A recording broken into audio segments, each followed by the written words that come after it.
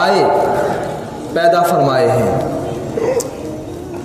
یعنی رب ذوالجلال نے اس امت کی مغفرت کے لیے کچھ ایسے ایام، کچھ ایسی راتیں بنائی ہیں کہ اگرچہ وہ بڑی مختصر ہیں لیکن اپنے فضائل کے اعتبار سے، اپنے نورانیت کے اعتبار سے وہ باقی ہزاروں مہینوں سے افضل و اعلیٰ ہے۔ رب ذوالجلال نے جو ایسی راتیں اور ایسے ایام بنائے ہیں، انہی میں سے ایک رات ماہ شعبان کی 15ویں رات ہے جس کو شب برات کہتے ہیں۔ یہ رات انتہائی بابرکت ہے، رحمت والی ہے، مغفرت والی ہے۔ اللہ تبارک و تعالی اس رات میں بے حساب گنہگاروں کی مغفرت فرماتا ہے۔ حضرات گرامی، نبی علیہ الصلوۃ والسلام ارشاد فرماتے ہیں کہ شعبان میرا مہینہ ہے اور رمضان اللہ کا مہینہ ہے۔ حضرت عائشہ کہتی ہیں نبی علیہ الصلوۃ والسلام کو میں نے رمضان کو چھوڑ کر باقی جو 11 ماہ ہیں، ان 11 مہینوں میں ماہ شعبان کے علاوہ کسی مہینے میں زیادہ روزے رکھتے نہیں دیکھا۔ یعنی نبی علیہ الصلوۃ والسلام رمضان کو چھوڑ کے ماہ شعبان المعظم میں اکثر روزہ رکھا کرتے تھے۔ نبی علیہ الصلوۃ والسلام سے پوچھا گیا یا رسول اللہ، ماہ شعبان میں آپ کیوں روزے رکھتے ہیں؟ مسلسل متواتر روزے رکھنے کی کیا وجہ ہے؟ نبی علیہ الصلوۃ والسلام نے ارشاد فرمایا یہ ماہ شعبان ہے، اس میں بندوں کے اعمال اللہ کے حضور پیش کیے جاتے ہیں۔ میں یہ پسند کرتا ہوں کہ جب میرے اعمال اللہ کے حضور پیش کیے جائیں تو میں روزے کی حالت میں ہوں، یعنی میں روزے کی حالت میں ہوں اور ایسی حالت میں میرے اعمال اللہ کے حضور پیش کیے جائیں۔ اس لیے نبی علیہ الصلوۃ والسلام کی یہی تعلیم ہے ہم امتیوں کو کہ ہم اس ماہ کو اللہ کی عبادت میں گزاریں، اور یہ جو آنے والی رات ہے نصف شعبان کی رات، اس کی برکتوں کو سمیٹیں، اس کی بخشش کو سمیٹیں، اس کو زندہ کریں، اللہ کی عبادت میں گزاریں۔ دعا کرو اللہ تعالی ہم سب کو یہ رات نصیب فرمائے۔ قرآن مقدس میں اللہ تعالیٰ نے ارشاد فرمایا حامیم والکتاب المبین انا انزلناہ فی لیلۃ مبارکۃ انا کنا منذرین فیہا یفرق کل امر حکیم۔ اللہ فرماتا ہے کتاب مبین کی قسم، یعنی روشن کتاب کی قسم، بے شک ہم نے اس کو نازل فرمایا برکت والی رات میں، اور بے شک ہم ڈر سنانے والے ہیں، اور اس برکت والی رات میں ہر حکمت والے کام کو، یعنی ہر حکمت والے کام کا فیصلہ کر دیا جاتا ہے، تقسیم کر دیا جاتا ہے۔ آپ نے یہ سنا ہوگا کہ قرآن مقدس کا نزول ماہ رمضان میں ہوا ہے، جیسے کہ قرآن مقدس میں مذکور ہے انا انزلناہ فی لیلۃ القدر، کہ ہم نے قرآن مقدس کو لیلۃ القدر، یہ جو رمضان کی 27ویں رات ہے، اس میں نازل فرمایا۔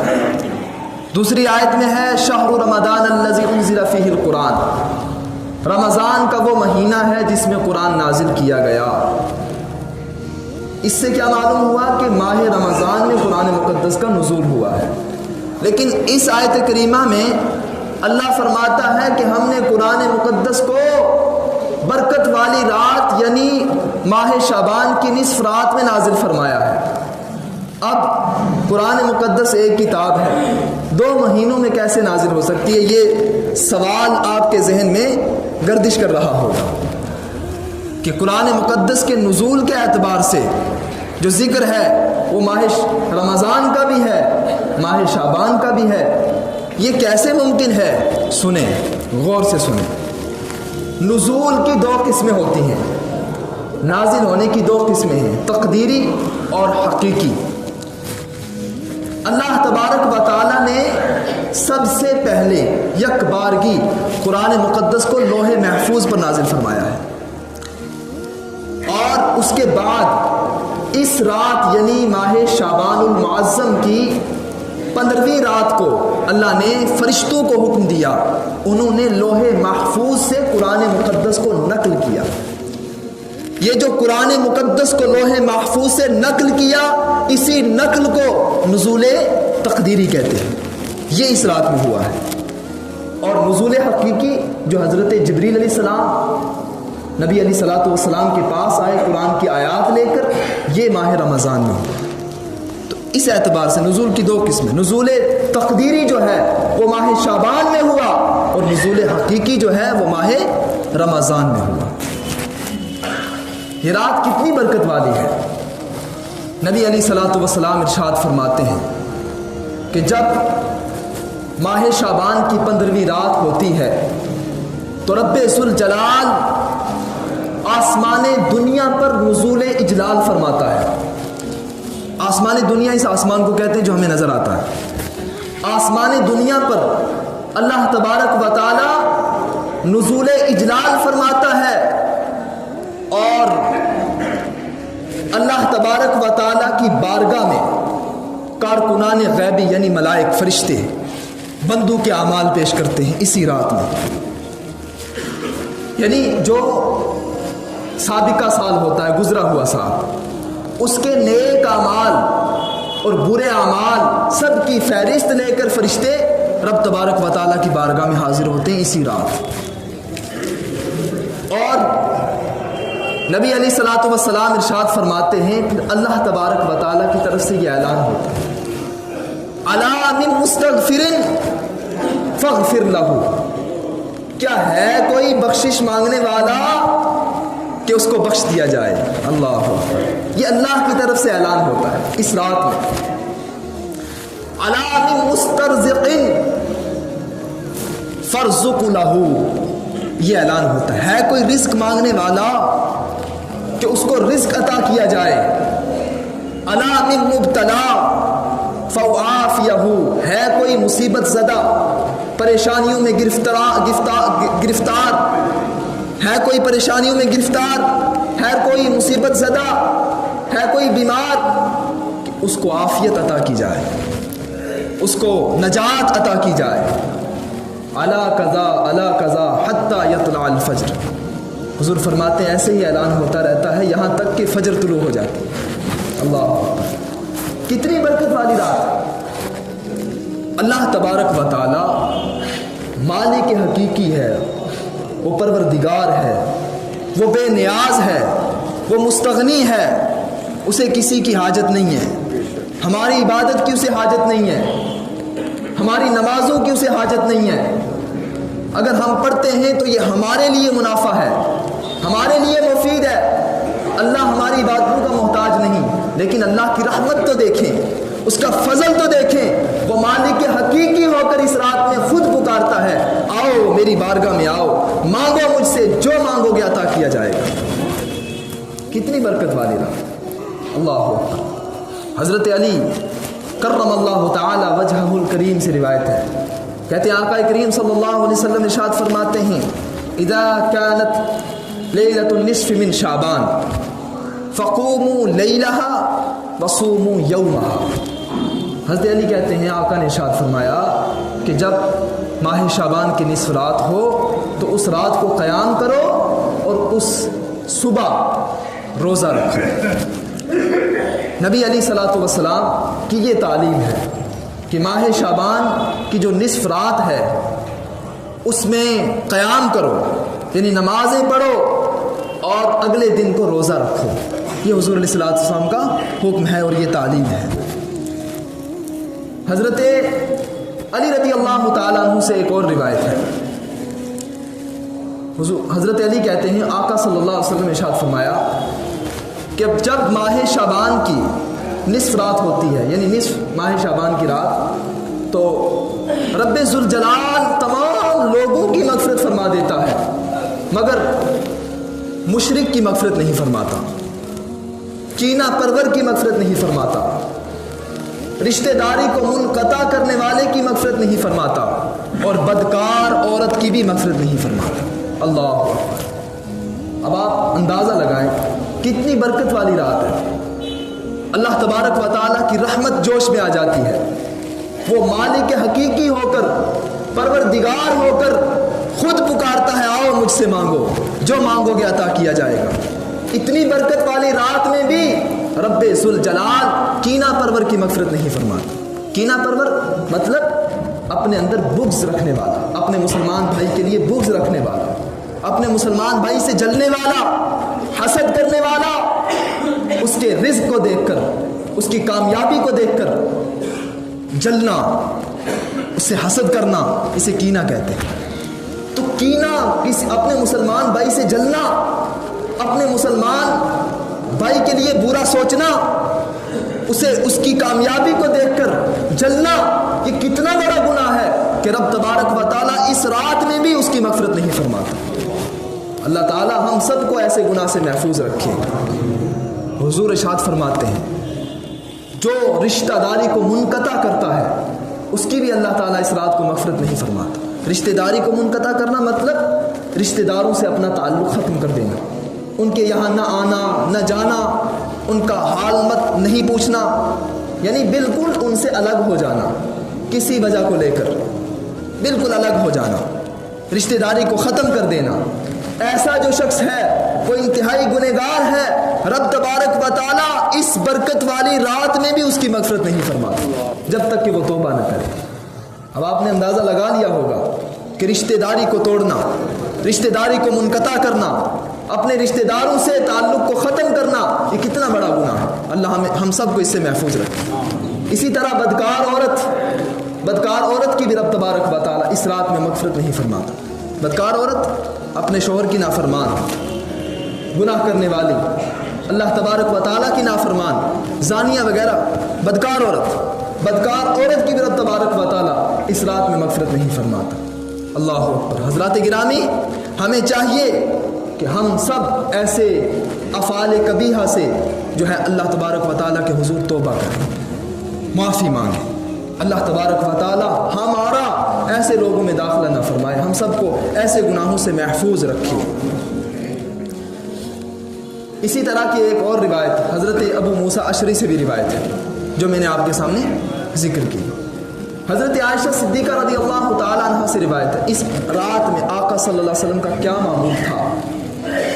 حضرت عائشہ کہتی ہیں نبی علیہ الصلوۃ والسلام اپنے بستر اقدس پر موجود تھے، رات کا کچھ پہر گزرا تو میں نے دیکھا کہ حضور اپنے بستر اقدس پر موجود نہیں ہیں۔ میں حضور علیہ الصلوۃ والسلام کی تلاش میں گھر سے باہر نکلی اور میں نے دیکھا آقا صلی اللہ علیہ وسلم جنت البقیع میں ہیں۔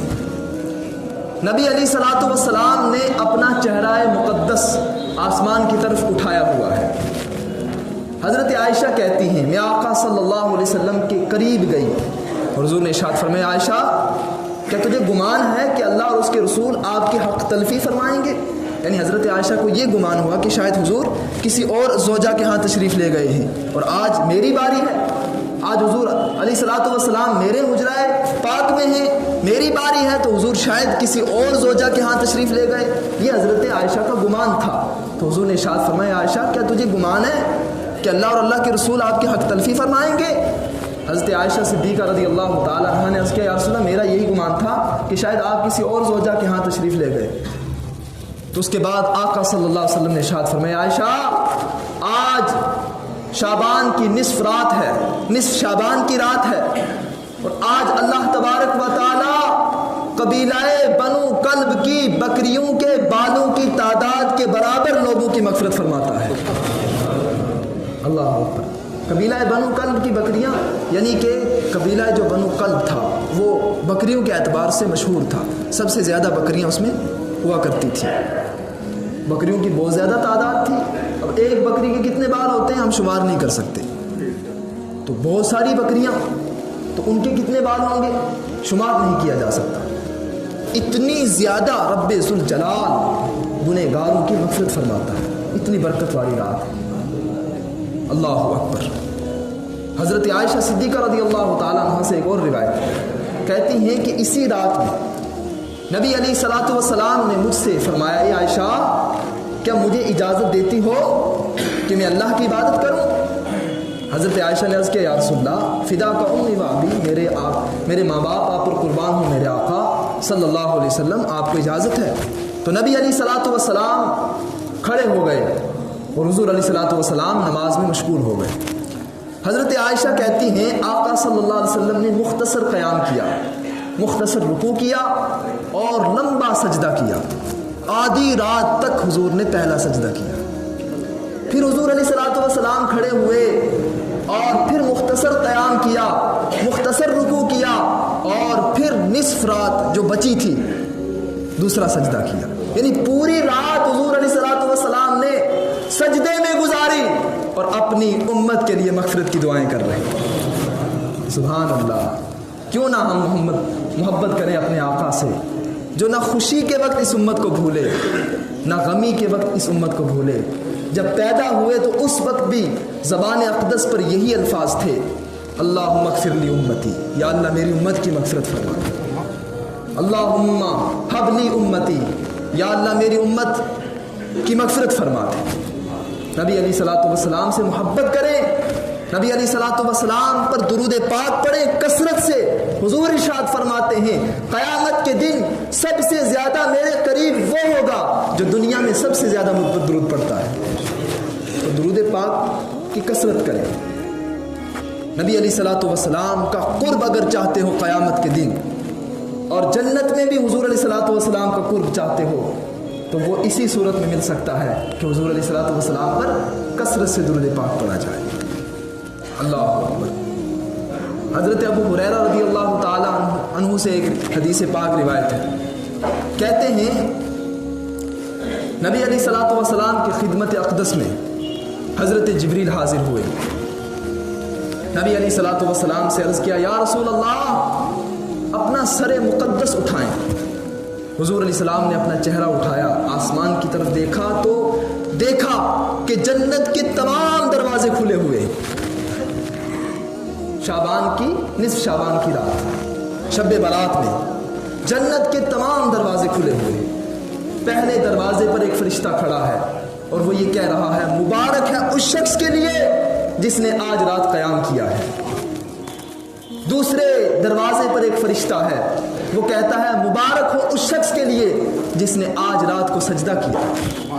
اسی طرح تیسرے دروازے پر فرشتہ ہے, وہ کہتا ہے مبارک ہو اس شخص کے لیے جس نے آج رات کو اللہ کا ذکر کیا ہے. چوتھے دروازے پر فرشتہ ہے, وہ کہتا ہے مبارک ہو اس شخص کے لیے جس نے آج رات کو دعا کی ہے.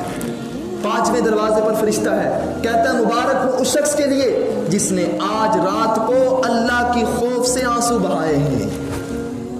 اسی طرح چھٹے دروازے پر فرشتہ حاضر ہے, کہتا ہے مبارک ہو شخص کے لیے, مبارک ہو مومنین کے لیے, مبارک ہو ایمان والوں کے لیے جنہوں نے اس رات کو اللہ کے ذکر میں گزارا. اور اسی طرح ساتویں دروازے پر فرشتہ ہوتا ہے, کہتا ہے مبارک ہو شخص کے لیے جس نے آج رات کو دعا کی. مبارک ہو اس شخص کے لیے. ہے کوئی مانگنے والا, ہے کوئی دعا کرنے والا کہ اس کی حاجت کو پورا کیا جائے, اس کی خواہش کو پورا کیا جائے. آٹھویں دروازے پر فرشتہ ہے, کہتا ہے مبارک ہو اس شخص کے لیے جس نے آج رات کو معافی مانگی. ہے کوئی ایسا شخص جو معافی مانگے, جو گناہوں سے توبہ کرے, اللہ تبارک و تعالیٰ اس کے گناہوں کو معاف فرماتے ہیں. تو یہ بڑی برکت والی رات ہے, بڑی فضیلت والی رات ہے. اسی رات میں ہمارے اعمال اللہ کے حضور پیش کیے جاتے ہیں, اور آئندہ سال میں جو مرے گا, جو پیدا ہوگا, ان سب کی بھی فہرست تیار کر کے, جو حج کرے گا سب کی فہرست تیار کر کے اللہ کے حضور پیش کی جاتی ہے. دعا